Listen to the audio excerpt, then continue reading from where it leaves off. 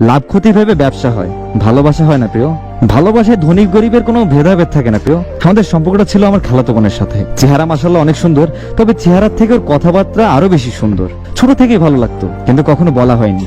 আর জানতামও না ভালোবাসাটা আসলে কি। প্রেমে পড়লে নাকি মানুষ অনেক বদলে যায়, আমিও বদলে যাই, কিন্তু একটু না, অনেক বেশি। কারণ ভালোবাসার পাশাপাশি আমি ওর মায়া আটকে গিয়েছিলাম। আমাদের রোজ কথা হতো একটা নির্দিষ্ট সময়। আমাকে বলে ভালো কিছু করো, তারপরে আমার বাবা মাকে রাজি করিয়ে আমাকে বিয়ে করে নিবা। অনেক ভরসা আর বিশ্বাস আমাদের। বিশ্বাস ছাড়া আসলে কিছুই সম্ভব না। আমিও চেষ্টা করতেছি ভালো কিছু করার। অনেক বেশি ভালোবাসি পাগলিটাকে, আর অনেক বেশি গুরুত্বও দিই। ভাই, আপনি একটা কথা বলছিলেন, ভালোবাসলে ধীরে ধীরে ভুলে যাওয়া যায়, কিন্তু মায়ায় জড়িয়ে গেলে তা কখনো ভোলা সম্ভব হয়ে ওঠে না। ভালোবাসাটা যখন বেশি হয়ে যায় তখন সেটা মায়ায় পরিণত হয়ে যায়। আমার ক্ষেত্রেও সেটাই হয়েছে। আমিও মেয়েটার মায়ায় পড়ে গেছি। সত্যি বলতে ভাই, ভালোবাসায় ভালো লাগার থেকে খারাপ লাগাই বেশি থাকে, কষ্টটাই বেশি থাকে। কথা বলার সময়টা যদিও কম ছিল, কিন্তু ওর মাঝে ভালোবাসাটা অনেক বেশি ছিল। হঠাৎ শুরু হতে লাগলো তার পরিবর্তন। সময় মতো অনলাইনে আসতো না, মেসেজ দিত দু একটা, আবার যতদিন যাচ্ছে তার রিপ্লাইগুলো ততই ছোট হতে থাকে। আমি এগুলো আসলে মেনে নিতে পারতেছিলাম না। বারবার বলতাম, তুমি কেমন জানি হয়ে গেছো।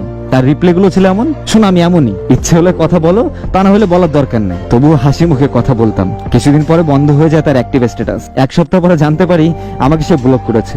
এই একটা সপ্তাহে প্রত্যেকটা সেকেন্ড আমি তার জন্য মন খারাপ করেছি। আমি কাজেও মনোযোগ দিতে পারিনি। ভাই জানেন, ও প্রতিদিন নিয়ম করেই অনলাইনে আসতো, কিন্তু ওর চ্যাট লিস্টে শুধু আমি থাকতাম না। এভাবেই চলতে থাকে। যার একটা SMS আমার দিনটা ভালো করে দেওয়ার জন্য যথেষ্ট ছিল, সেই মানুষটা আজ আমার মেসেজের কোনো রিপ্লাই দেয় না। 57 দিন পর আমার মেসেজের একটা রিপ্লাই আসে, ভালো থেকো আর ভুলে যাও আমাকে।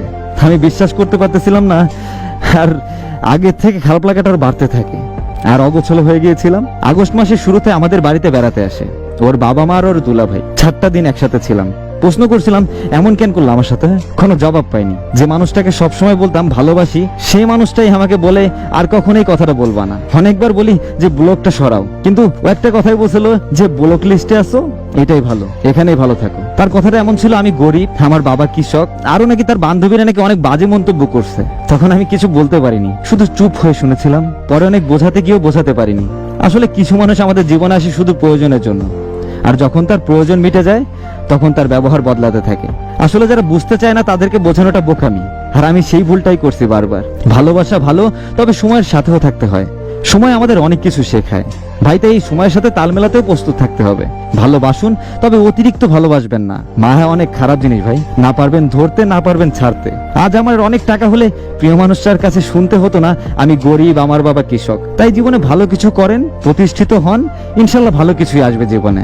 বদ অভ্যাসের স্বভাব নষ্ট হয়। তাই সবার উদ্দেশ্যে একটা কথাই বলবো, কোনো প্রিয় মানুষটাকে অতিরিক্ত অভ্যাসে পরিণত করবেন না। অবস্থান দেখে আসলে কখনো ভালোবাসা হয় না।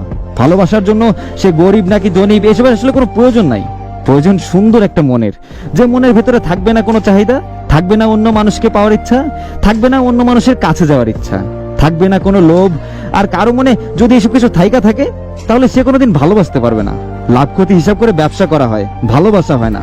ভালোবাসা লাভ দেখে হয় না, ভালোবাসা হয় সুন্দর দুটি মন দিয়ে, যেখানে চাহিদা একটাই, সেটা হচ্ছে আজীবন দুজনের হাতটা শক্ত করে ধরে রাখা, জীবনের প্রতিটা পদক্ষেপে প্রিয় মানুষটার পাশে থাকা।